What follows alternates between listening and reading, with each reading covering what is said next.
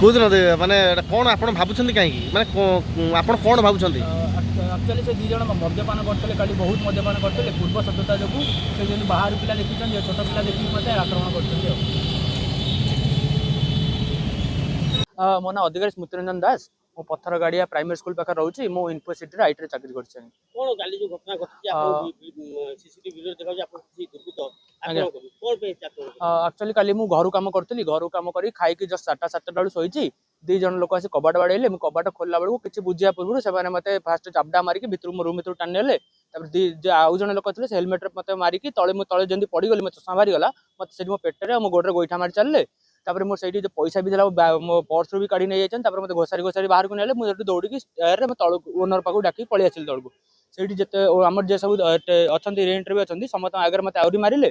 ତାର ମାରି ଓନର ଯେମିତି ଅଟକେଇଲେ, ତାଙ୍କୁ ବି ଠେଲା କଲେ। ସେଠୁ ଓନର ତାଙ୍କୁ ବାହାର କରିକି ଗେଟ୍ ବାହାରକୁ କରିଦେଲେ। ପୁଣି ଆଉଥରେ ସେ ବାହାରକୁ ଆସିକି ଆହୁରି ମୋତେ ଧମକ ଦେଲେ ଯେ ଏଇ ଗାଁରେ ରହୁଛୁ, ତତେ ଆମେ ଦେଖି ନେବୁ, ତୁ ଏଠୁ ମୁଁ ଡେଲି ରାତିରେ ମୋର ଅଫିସ କାମ ସରୁ ସରୁ ଡେରି ହେଇଯାଏ, ତ ସେଠୁ ମୁଁ ଡେରିରେ ଆସେ। ମୁଁ ଇନଫୋସିଟିରେ ଅଛି, SRB ଟାୱାର ଅଛି କଜେଣ୍ଟସରେ।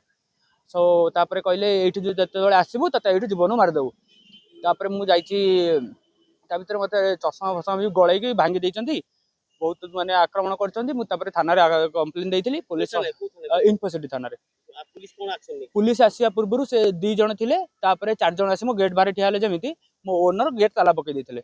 100 ବାରକୁ ମୁଁ କଲ୍ କଲି। 100 ବାର ଗାଡ଼ି ଆସିଲା ପରେ ସମସ୍ତେ ବାହାରି ଯାଇଥିଲେ। ସେଇ ମଧ୍ୟରେ ମୋ ଗାଡ଼ିରେ ସେ ତାଲା ପକେଇ ଦେଇଥିଲେ। ତାଲା ପକେଇକି ଚାବି କାଢ଼ି ନେଇଗଲେ ପୁଲିସକୁ ଦେଖିକି।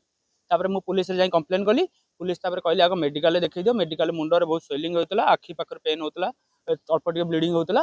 ସେଠୁ ମୁଁ ଯାଇକି ମେଡ଼ିକାଲ ଦେଖେଇ ପୁଣି ଥାନାରେ ଏଫଆଇଆର ଲେଖିଲି। ଥାନାରେ ଏପର୍ଯ୍ୟନ୍ତ ମୋ ସାଙ୍ଗରେ ଯାଇଥିଲେ, କିନ୍ତୁ ଥାନା 2 ଜଣ ଆସାମୀ ଘରେ ନଥିଲେ, ଫେରାର ଥିଲେ। ଆଉ ତାପରେ ଥାନାରେ ମୁଁ କିଛି ଖବର ଶୁଣିନି।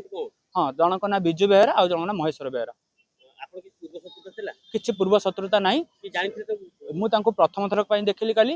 ମୁଁ ପଚାରିଲା ବେଳକୁ ମାନେ ଓନରକୁ କହିଛନ୍ତି ଯେ ସେ ଆମ ଇଏ ପିଲା ମୁଁ କୁଆଡ଼େ ତାଙ୍କୁ ଗାଡ଼ିରେ ସାଇଡ୍ ଦେଲିନି, ଯୋଉଟା ମୁଁ ତାଙ୍କୁ ଫାଷ୍ଟ ଟାଇମ୍ ଜମା ଦେଖିି ନାହିଁ କେବେ।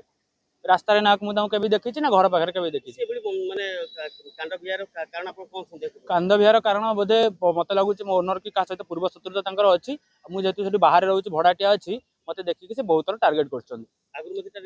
ଆଗରୁ ବୋଧେ ମତେ ଦେଖିଛନ୍ତି, ଏଇଥର ମତେ ଟାର୍ଗେଟ କରୁଛନ୍ତି। ମୁଁ ଗୋଟେ ଭଲ ଗାଡ଼ିଟା ନେଇକି ଯାଏ, ମୋ ଓନର କହୁଛନ୍ତି, ସେ ବି ବହୁତ ଥର କହିଛନ୍ତି ପଇସା ଦେଖାଉଛୁ, ଗାଡ଼ି ଦେଖାଉଛୁ, ଏମିତି କହିକି ବହୁତ ଥର କହିଛନ୍ତି। ସେଇ କାଲି ବାଡ଼ିଆ ସମୟରେ ପୁଲିସ ଏପର୍ଯ୍ୟନ୍ତ କିଛି ଆକ୍ସନ ନେଇନି।